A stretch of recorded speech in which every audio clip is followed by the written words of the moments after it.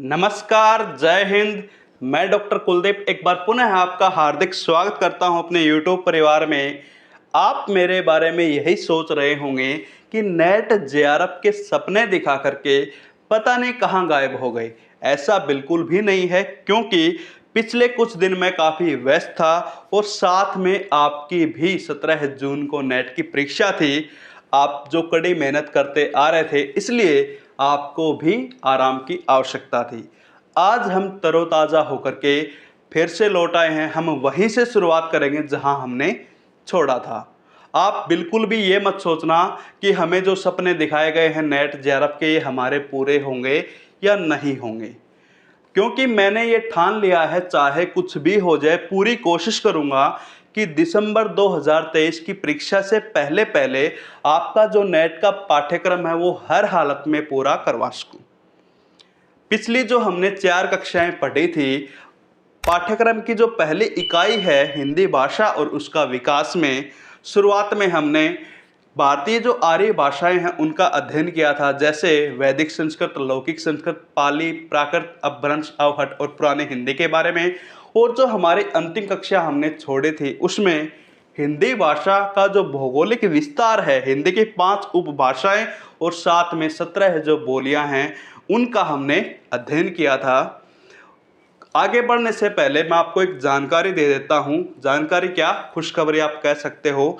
जिन साथियों का पहले से नेट या पीएचडी है, वो राजस्थान में जो आरपीएससी है, राजस्थान पब्लिक सर्विस कमीशन, उसके द्वारा शिक्षक भर्ती आई हैं। उनमें हमारे हिंदी विषय की सहायक आचार्य, असिस्टेंट प्रोफेसर की 214 पोस्ट आई हैं। उसके लिए आप जरूर फॉर्म अप्लाई कर देना। इसके अलावा जिन साथियों का स्टेट है पीजीटी का, हमारे हरियाणा में एचपीएससी के द्वारा मेवात कैडर के लिए 70 पोस्ट आई हैं हिंदी विषय के लिए, उसके लिए भी आप फॉर्म अप्लाई जरूर कर देना। क्योंकि हम जो नेट का सिलेबस पढ़ रहे हैं, चाहे वो आरपीएससी हो, एचपीएससी हो, कहीं भी शिक्षक भर्ती की हम बातें करेंगे तो हिंदी विषय से जुड़े हुए प्रश्न यहीं से पूछे जाते हैं। आप ये मत सोचना कि नेट के लिए अलग से हमें अध्ययन करना पड़ेगा, पीजीटी के लिए अलग से करना पड़ेगा, आरपीएससी के लिए अलग से करना पड़ेगा। ऐसा बिल्कुल भी नहीं है, क्योंकि हमारी कोशिश यही है कि हिंदी विषय से जुड़ी हुई सारी जानकारी हम प्राप्त करें। तो इसलिए अब हम शुरुआत करते हैं। आज का जो हमारा मुख्य विषय है उसमें अवधि, ब्रज और खड़ी बोली के बारे में हम पढ़ेंगे, क्योंकि नेट का जो पाठ्यक्रम है उसकी पहली इकाई में हिंदी भाषा का जो भौगोलिक विस्तार है, उसके बाद में जो हमारी उपभाषाएं हैं, जैसे पश्चिमी हिंदी में ब्रज भाषा और खड़ी बोली, जिसको हम कोरवी भी कहते हैं, और पूर्वी हिंदी में अवधि, इनके बारे में ही ज़्यादा प्रश्न पूछे जाते हैं। इसलिए हमारे पाठ्यक्रम में भी ये 3 जो बोलियां हैं, अवधि, ब्रज और खड़ी बोली, इनके बारे में पूछा गया है। तो आइए अब हम शुरू करते हैं अवधि, ब्रज और खड़ी बोली के बारे में। सबसे पहले तो आपको ये पता होना चाहिए कि अवधि, ब्रज और खड़ी बोली क्या है। वैसे देखा जाए तो ये बोलियां हैं और ये किस उपभाषा से आई हैं, कहाँ से इनका विकास हुआ है, और इनके बारे में जो व्याकरणिक विशेषताएं हैं, हम कोशिश करेंगे कि अलग अलग बताने की बजाय हम तीनों का तुलनात्मक अध्ययन करेंगे। साथ में इनकी जो विशेषताएं हैं वो भी होती चली जाएंगी। हम तीनों का, जैसे अवधि, ब्रज और खड़ी बोली, तीनों का एक साथ करेंगे तो हमें समझ में आ जाएगा। अलग अलग करेंगे तो हमें इतना ज़्यादा समझ में नहीं आएगा। तो आइए अब हम शुरू करते हैं। जो साथी पहली बार इस चैनल पे आए हैं उनसे निवेदन है कि वो चैनल को सब्सक्राइब जरूर कर लें और साथ में बेल आइकन को प्रेस कर दें, ताकि जो भी वीडियो अपलोड होगी उसका नोटिफिकेशन आपको मिल जाए। अब हम खड़ी बोली, ब्रज और अवधि, तीनों बोलियों का एक साथ अध्ययन करेंगे। एक साथ अध्ययन करने से हमें अच्छे से समझ में आ जाएगा जो भी इनके अंदर समानताएं हैं, असमानताएं हैं, तुलनागत जो विशेषताएं हैं, व्याकरणिक विशेषताएं हैं, सब कुछ हमें एक साथ समझने से ही समझ में आएगा। अलग अलग अध्ययन करने से ये ज़्यादा समझ में नहीं आती हैं। तो शुरुआत हम करते हैं खड़ी बोली से। खड़ी बोली और उसके बाद ब्रज, ब्रज के बाद अवधि। अवधि लिखते समय आपको ध्यान रखना है, बड़ी ई की मात्रा लगानी है, छोटी ई की मात्रा लगाने से अवधि का अर्थ जो है वो बदल जाता है। अब हमें ये देखना है खड़ी बोली, ब्रज और अवधि ये किन उपभाषाओं की बोली है, कहाँ से आई हैं। सबसे पहले आपको ये पता होना चाहिए ये सारी की सारी हिंदी की ही बोलियां हैं। हिंदी की जो 5 उपभाषाएं हैं पिछली कक्षा में हमने पढ़ा था, उनमें पश्चिमी हिंदी, पूर्वी हिंदी, बिहारी, राजस्थानी और पहाड़ी हिंदी, 5 उपभाषाएं याद रखना है। और इसके साथ में 17 बोलियां हैं। जो हमारे हरदेव भारी, डॉक्टर हरदेव भारी हैं भाषाविद, उन्होंने एक और दक्षिणी हिंदी को मिलाकर के 18 बोलियां कर दी हैं।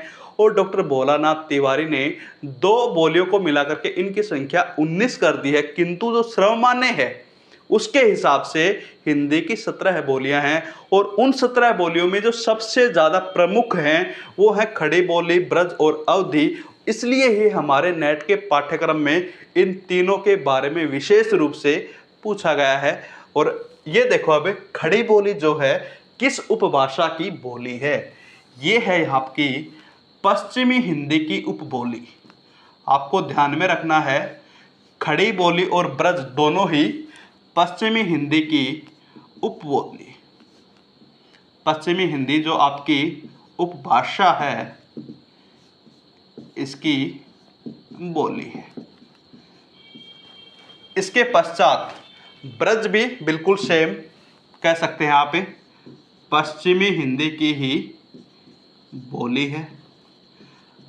अवधि, अवधि आपकी पूर्वी हिंदी की बोली है, पूर्वी हिंदी की बोली है। पश्चिमी हिंदी में आपकी 5 बोलियां हैं, पूर्वी हिंदी में आपकी 3 बोलियां हैं, अवधी, बघेली और छत्तीसगढ़ी। इसी प्रकार से ये देखो कि इनका जो विकास है वो कहाँ से हुआ है, किस अपभ्रंश से ये निकली हुई हैं। सबसे पहले हम खड़ी बोली की बात करते हैं तो ये शोरसेनी अपभ्रंश से निकली हुई है। शोरसेनी अपभ्रंश,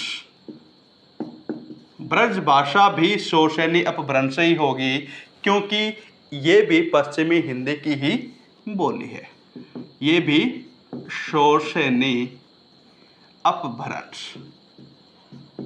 अगर आप बात करोगे अवधि की, वो है अर्धमागधी अपभ्रंश, अर्धे मागधी अपभ्रंश। यहां तक आपको समझ में आ गया होगा। पश्चिमी हिंदी की बोली ये भी पश्चिमी हिंदी की, वो पूर्वी हिंदी की। इसका विकास शोरसेनी अपभ्रंश से, ब्रज का भी शोरसेनी अपभ्रंश से, अवधि का अर्धमागधी अपभ्रंश से। अब हम बात करते हैं कि इनके बारे में जो आई हैं, विद्वानों के अलग अलग मत भी हो सकते हैं। सर्वप्रथम हम खड़ी बोली की बात करते हैं तो खड़ी बोली के बारे में विद्वान कहते हैं कि जो शुद्ध है, शुद्ध जो भाषा है उसी को खड़ी बोली कहा जाता है। अंग्रेजी में इसको प्योर कह दिया गया। कुछ विद्वान कहते हैं खड़ी बोली अंग्रेजी का स्टैंडिंग है, स्टैंड का अर्थ है खड़ा, स्टैंडिंग से इसको खड़ी बोली कहा गया। क्योंकि खड़ी बोली 2 तरह की हैं, एक तो वो है जिसको साहित्यिक हिंदी के रूप में प्रयोग किया जाता है और एक वो है जो लोक बोली है, जैसे मेरठ, सहारनपुर, अंबाला के आसपास के जो इलाके हैं वहाँ बोली जाती है। और जो लोक बोली है उसी के बारे में हम यहाँ पे अध्ययन कर रहे हैं। हम यहाँ साहित्यिक खड़ी बोली की बातें नहीं कर रहे हैं। तो यहाँ शुद्ध के बारे में बता दिया, स्टैंडिंग के बारे में बता दिया। कुछ विद्वानों का ये भी कहना है खड़ी बोली जो पाई होती है, जैसे आ की मात्रा, खाया, पिया, गया, इस प्रकार से जो पाई के कारण भी आप कह सकते हैं जो पाई लगती है, इसके कारण इसका नामकरण की हम बातें कर रहे हैं, खड़ी बोली पड़ा। फिर हम बात करते हैं विद्वानों के अनुसार। एक विद्वान हैं डॉक्टर जॉर्ज ग्रियर्सन, आप सब ने सुन रखा है डॉक्टर जॉर्ज ग्रियर्सन। इन्होंने खड़ी बोली का क्या नाम दिया है, ये प्रश्न आ सकता है, तो आपको ध्यान रखना है। इन्होंने खड़ी बोली को कहा है हिंदुस्तानी भाषा, हिंदुस्तानी। उसके बाद में एक विद्वान है, बहुत बड़े भाषाविद, डॉक्टर भोलानाथ तिवारी, भोलानाथ तिवारी। इन्होंने खड़ी बोली को कहा है कोरवी। आपको ये भी पता होना चाहिए, इस प्रकार से भी प्रश्न पूछा जा सकता है, खड़ी बोली का अन्य नाम क्या है, तो आपको बताना है कोरवी। ठीक है। तीसरे नंबर पे यही पूछा जा सकता है कि खड़ी बोली नाम किसने रखा। ये डॉक्टर धीरेन्द्र वर्मा हैं, ये भी बहुत बड़े विद्वान हैं, धीरेन्द्र वर्मा। इन्होंने इसको खड़ी बोली कहा। यहाँ तक आपको अब समझ में आ गया होगा खड़ी बोली के दो रूप, एक साहित्यिक रूप है कि लोक बोली के रूप में, लोक बोली के रूप में, उसी का हम यहाँ पे अध्ययन कर रहे हैं। दूसरा देखो, ब्रज भाषा के बारे में भी ऐसे ही बातें हैं कि ब्रज भाषा नाम कैसे पड़ा, हम नामकरण की बातें यहाँ पे कर रहे हैं। तो ब्रज मंडल जहाँ पे पशु या जो गायें हैं, आप कह सकते हो पशु, इनमें जो गायें हैं वहाँ बहुत ज़्यादा मात्रा में गायें चराई जाती थी, पशु चराए जाते थे, चारागाह आप कह सकते हो। और उस चारागाह के कारण ही ये ब्रजमंडल नाम पड़ा यहाँ पे। और ब्रजमंडल की जो बोली है उसका नाम हो गया ब्रज। इस प्रकार से इसका नाम ब्रज है। आप बात करोगे अवधि की, अलग अलग इसलिए हम नहीं समझ रहे, अलग अलग समझेंगे तो समझ में आएगा नहीं, तीनों का एक साथ समझने से हमें समझ में आ जाएगा। अवधि की हम बात करते हैं तो इसका जो मुख्य केंद्र अयोध्या है, जो भगवान राम की नगरी कहा जाता है, अयोध्या का जो विकसित रूप है वो है अवध। और इसी अवध से अवधि बोली आई है। ध्यान रखना है, अयोध्या, अवध और अवधि।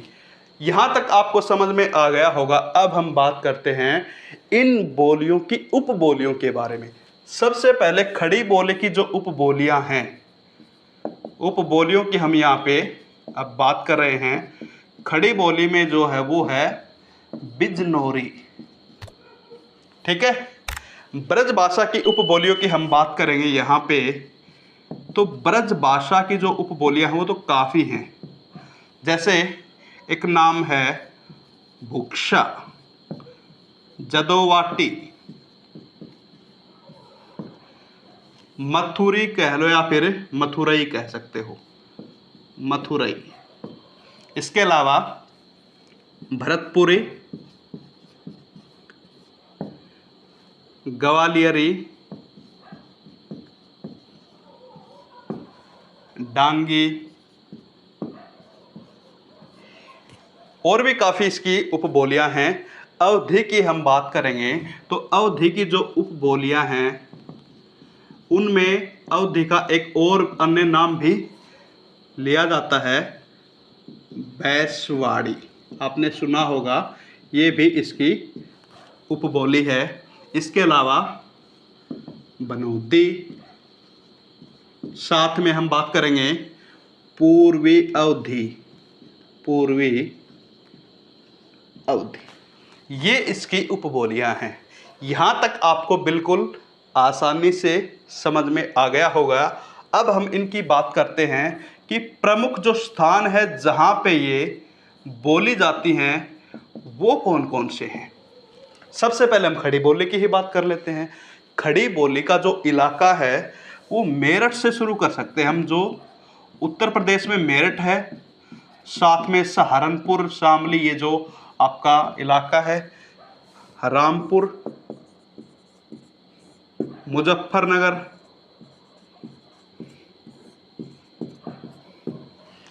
इसके अलावा हरियाणा में अंबाला, उत्तराखंड में देहरादून तक ये बोली बोली जाती है। इसके अलावा आप कह सकते हो दिल्ली के आसपास का जो इलाका है वहाँ पे खड़ी बोली बोली जाती है। खड़ी बोली के जो प्रमुख स्थान है आपको ये समझ में आ गए होंगे। हम अब बात करते हैं ब्रज भाषा के जो प्रमुख स्थान हैं उनके बारे में। ब्रज भाषा के जो प्रमुख स्थान हैं उनमें मथुरा के साथ में लगता आगरा और भरतपुर, करौली। जयपुर का भी कुछ हिस्सा है, अपने हरियाणा का भी कुछ हिस्सा है। पलवल की तरफ आप देखोगे और यहाँ पे अलीगढ़। मध्य प्रदेश की तरफ जाओगे तो ग्वालियर का भी कुछ हिस्सा है। ठीक है, हम बात कर लेते हैं अब अवधि के जो प्रमुख स्थान हैं उनके बारे में। अवधि के जो प्रमुख स्थानों में जो प्रमुख केंद्र है वो है अयोध्या। अयोध्या के अलावा लखनऊ जो उत्तर प्रदेश की राजधानी भी है, इसके साथ साथ में इलाहाबाद, फतेहपुर, सीतापुर, उन्नाव, प्रतापगढ़ और भी बहुत सारी जगह हैं जैसे गोंडा, बाराबांकी, बहराइच। ये हैं अवधि के जो प्रमुख स्थान। यहाँ आप इनका एक बार स्क्रीनशॉट ले लो ताकि आपको अध्ययन करने में बाद में दिक्कत ना हो। आराम से आप स्क्रीनशॉट ले सकते हो। हम अब बातें करेंगे, यहाँ तक आपको समझ में आ गया होगा, इनकी जो तुलनागत विशेषताएं हैं या फिर आप कह सकते हो कुछ समानताएं कुछ असमानताएं हैं उनके बारे में। ज़्यादातर जो व्याकरणिक विशेषताएं हैं जैसे री का प्रयोग, स्वरों का प्रयोग है, कुछ व्यंजनों का प्रयोग है, इसमें अलग तरीके से बोले जाते हैं, ब्रज में अलग तरीके से, खड़ी बोली में अलग तरीके से। आज इस कक्षा में हम खड़ी बोली, ब्रज और अवधि का अध्ययन कर रहे हैं। अभी तक हमने जो अध्ययन किया है उनमें हिंदी की किस उपभाषा की बोलियां हैं, किस अपभ्रंश से इनका विकास हुआ है, इनके नामकरण के बारे में, साथ ही इनकी जो उपबोलियां हैं और प्रमुख स्थान के बारे में अध्ययन कर लिया है। अब हम इनकी जो तुलनागत विशेषताएं हैं उनके बारे में और पढ़ लेते हैं। तुलनागत विशेषताओं की बात करेंगे तो यहाँ शब्द, संज्ञा और क्रिया में जो परिवर्तन हो रहा है, जैसे खड़ी बोली में, ब्रज में और अवधि में, तीनों में अलग अलग प्रकार से बोला जाता है। खड़ी बोली को आकार बहुल या फिर आकारांत कहा जाता है क्योंकि इनके अंत में आ जो स्वर है वो लगभग हमें देखने को मिलता है, जैसे आया, गया, खाया, पिया, देखा, खाऊंगा, पीऊंगा, मैं वहां जा रहा था। अर्थात यहाँ आकार बहुल, आकारांत है। इसके अलावा हम ब्रज की बातें करते हैं तो ये ओकार बहुल है। शब्दों के अंत में आपको ओ स्वर मिलेगा जिसको ओकारांत कहते हैं, जैसे आयो, गयो, छोटो, मोटो, उद्धो। इसी प्रकार से सूरदास का एक हम उदाहरण लेते हैं, मैया मैं तो चंद्र खिलौना ले हूं। अंत में यहाँ ओ, ओकारांत इसलिए ही कहा जाता है। इसके अलावा अगर हम बात करते हैं अवधि की, अवधि अकारांत या फिर उकारांत, अकार या उकार बहुल मानी जाती है।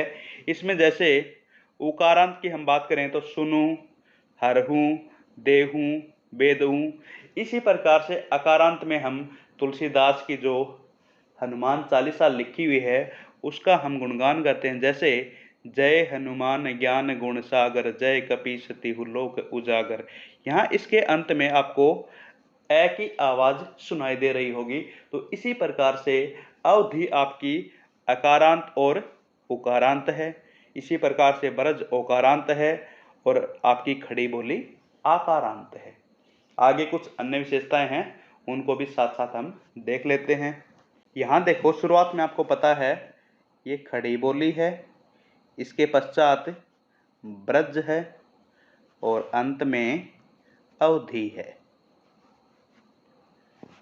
तो यहाँ देखो, री जो स्वर है इसका मूल रूप एवं विकृत रूप में इन बोलियों में प्रयोग होता है। री की अगर हम खड़ी बोली में बात करेंगे तो इसका जो विकृत रूप है वो रै है।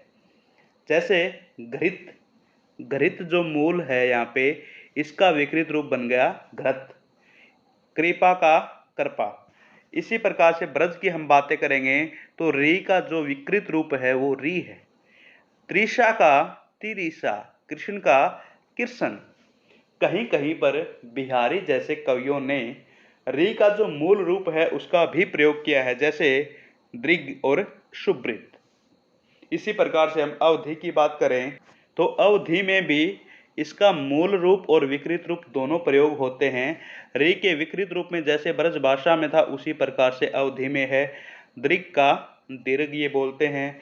मूल रूप की अगर हम बातें करेंगे तो नृप है, मृग है। तुलसीदास जैसे जो कवि हैं उन्होंने ज्यादातर मूल रूप का प्रयोग किया है, और जायसी जैसे जो कवि हैं उन्होंने जो ठेठ अवधि की हम बात करते हैं उसका प्रयोग किया है, और री का जो विकृत रूप है उसका प्रयोग किया है। यह मैं आपसे एक प्रश्न पूछ रहा हूँ, तुलसीदास और जायसी से याद आ गया कि अवधि भाषा के जो दो महाकाव्य हैं भक्ति काल के, उनका नाम क्या है? अवधि भाषा के दो महाकाव्य के नाम क्या है वो आपको कमेंट बॉक्स में बताने हैं। आगे देखो, अय और जो अव है इसका दीर्घ स्वर टूटकर हर्षव में बदल गए। यानी कि खड़ी बोली में जो अय है और अव है ये दीर्घ थे, टूट करके हर्षव में बदल गए। अय का क्या बन गया? ए बन गया। अव का क्या बन गया? ओ बन गया।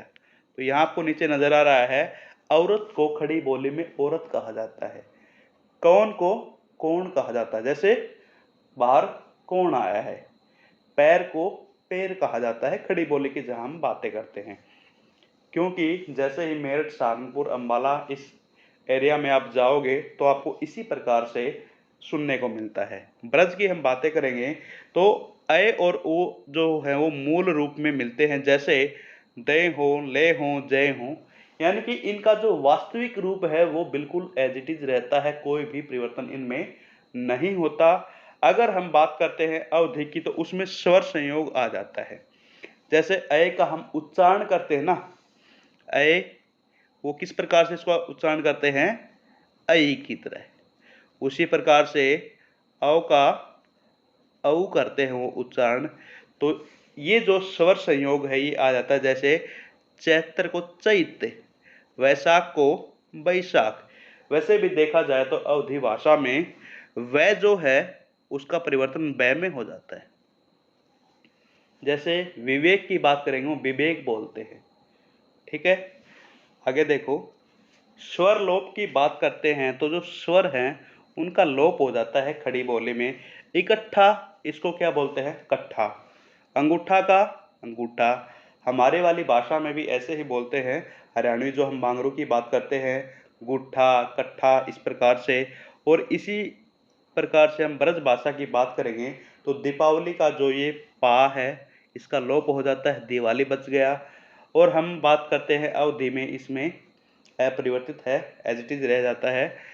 हम बात करेंगे नय का अणय में परिवर्तन। एक खड़ी बोली में होता है नय का अणय, और अवधि और ब्रज में होता है अणय का नय। इसमें थोड़ा सा उल्टा है। पानी को हम पानी बोलते हैं खड़ी बोली में, खाना को खाना बोलते हैं, कौन को कौन बोलते हैं। और यहाँ क्या होता है? इसका उल्टा है। चरण को चरण बोलते हैं ब्रज में, कर्ण को करण बोलते हैं ब्रज भाषा में। और बात करें अगर हम अवधि की तो इसमें कारण को कारण, ये लगभग अवधि और ब्रज मिलते जुलते शब्द हैं। आगे अगर हम बात करेंगे अ कारण द्वितव, खड़ी बोली में बिना कारण ही द्वितव व्यंजन है वो आ जाते हैं। जैसे कोई भी दीर्घ स्वर होता है, ध्यान रखना यहाँ पे, दीर्घ स्वर के बाद में द्वितव का यहाँ पे प्रयोग होता है। जैसे राजा, रा, यहाँ रै में दीर्घ स्वर है आ, तो इसके बाद का जो व्यंजन है जय वो डबल हो गया, क्या बन गया उसका? रज्जा। लाठी, लठ, लाज का लज्जा। लठ आपको इस प्रकार से लिखना है, ध्यान रखना है, लठ। ठीक है,